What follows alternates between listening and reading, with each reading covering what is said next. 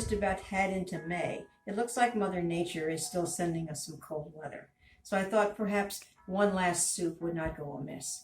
This recipe is going to be one of the easiest soups you'll ever make. It's tasty, it lasts forever.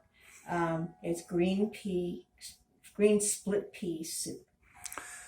I'm starting with my 2.5 to 3 quart Dutch oven here. But you just need about 2.5 quarts of water.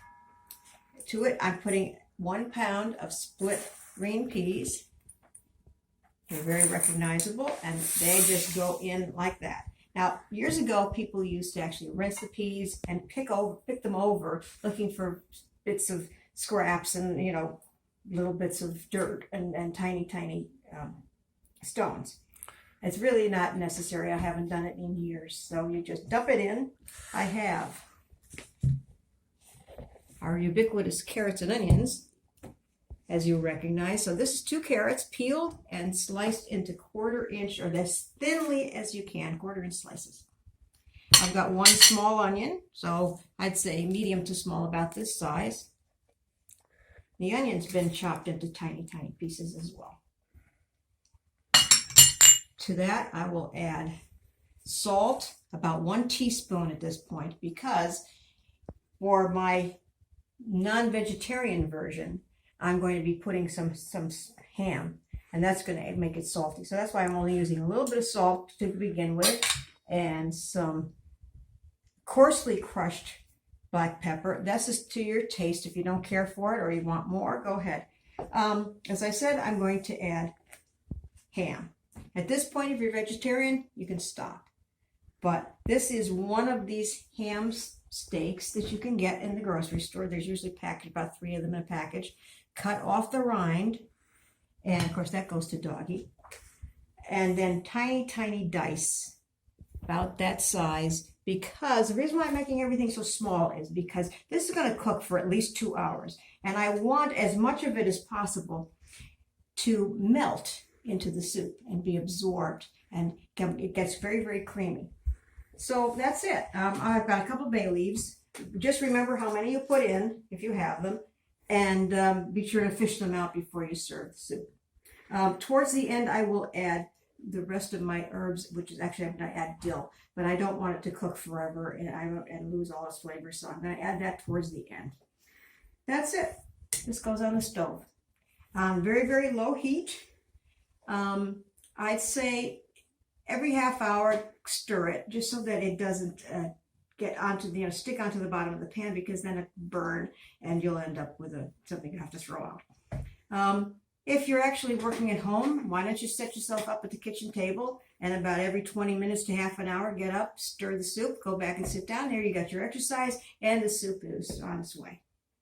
I'll be right back after 2 or 3 hours.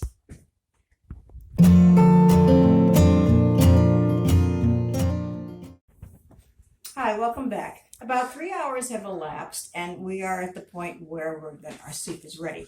There's a couple things I wanted to point out in the interim. When you first turn on the soup, after about half an hour, you're going to start to get a foam on the top, and that's basically the carbohydrates coming up out of the soup. So it's going to look like this. It's not terribly appetizing, but it's nothing wrong either. It's white, a little on the thick side, and all you need to do is skim it off the top of the soup. Now, after about an hour, the consistency of the soup, you can see that the peas are beginning to soften, but they've retained their shape. You can still tell that they're peas. When you get to the point where the soup is ready, it's going to look like this. It's very thick and pretty much smooth. This is a point after about 2.5 hours, and you can see that I still have some peas in here, and that's a bit of ham, and peas that have still held their shape. So as I say, it'll go for about 3 hours.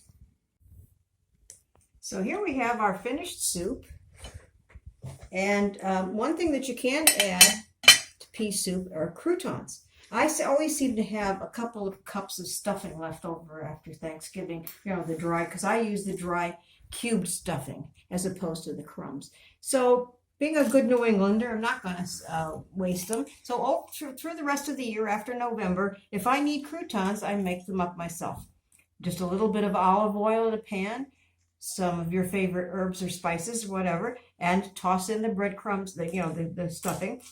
Toast it up a little bit, and it'll add some more flavor to your soups. And actually, croutons go very well with pea soup. You can also, if you prefer, put a dollop of sour cream on top, some parsley. Fresh parsley will actually wake up the flavor. The rest, any other tips are on the website along with the recipe. I hope that we don't need soup much longer. As I say, we've been getting some pretty cold, rainy weather. But if not, this will stand you in good stead this coming winter. Thanks for listening. Bye-bye.